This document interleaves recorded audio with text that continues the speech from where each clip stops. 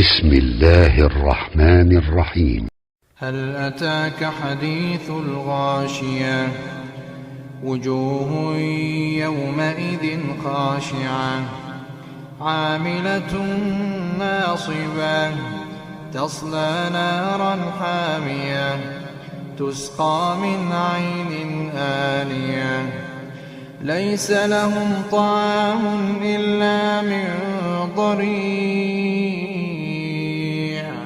لا يسمن ولا يغني من جوع وجوه يومئذ ناعمة لسعيها راضية في جنة عالية لا تسمع فيها لاغية فيها عين جارية فيها سرر مرفوعة وأكواب موضوعة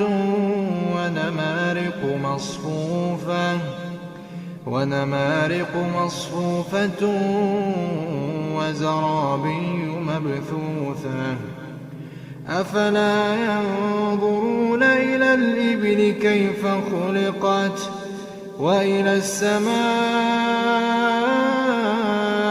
كيف رفعت وإلى الجبال كيف نصبت وإلى الأرض كيف سطحت فذكر إنما